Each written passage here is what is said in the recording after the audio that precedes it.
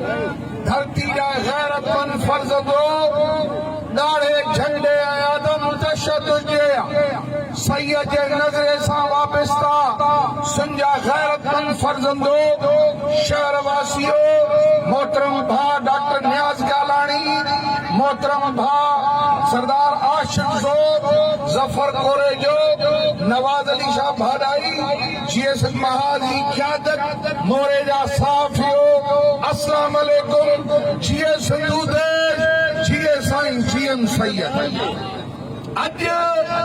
4 अप्रैल हाँ भुट्टे जे साहब जो अदालती क़त्ल तारीख़ शाहिद त भुट्टे जे अदालती क़त्ल लाइ खून खाईंदड़नि जो नालो पीपल आहिनि उन खून सां इंसाफ़ न कयो 79 खां वठी अॼु ॾींहं ताईं सिंध वो दर्द महसूस करे थी पर पीपला दौलत महसूस कनि था धरती जा लुटेरा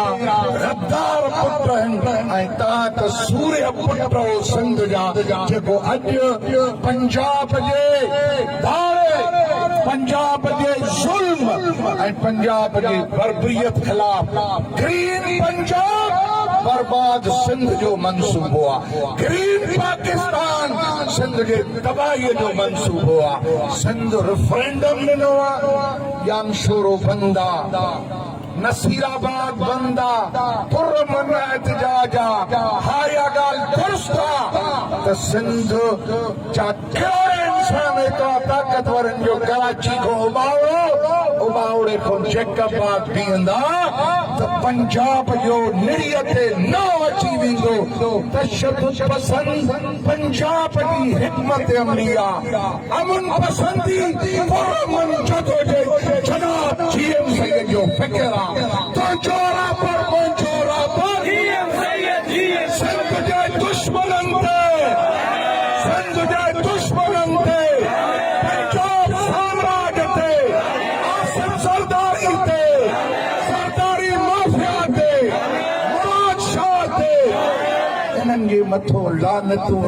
जॾहिं मुक़द्दस रमज़ान मस्जिदूं मुक़द्दस रमज़ान में सरदारी के खिलाफ एहतजाज जो मरकज़ हूं अड़े बुढ़ी मर एतिरा नारा एतिरियूं लानतूं जनरल ज़िया ते न हूं जेतिरियूं आसिफ ज़रदारी ते तो सिंध खपाई तो सिंध खपाई तूं दरिया खपायो लख लानत ते तूं लानत जो सिंध में सिंबल थी वियो आहे ऐं असां सिंध जे मोहबत ऐं सिंध जे मुहाफ़िज़ जा पासबान ऐं निगहबान हूं तव्हां लुटेरा माल जो सौदो कंदव 6 करोड़ इंसाननि जूं बुख ऐं बदहाली जो नालो पीपल्स पार्टी पंजाब त बर्बादी जो नालो आहे 13 करोड़ पंजाबी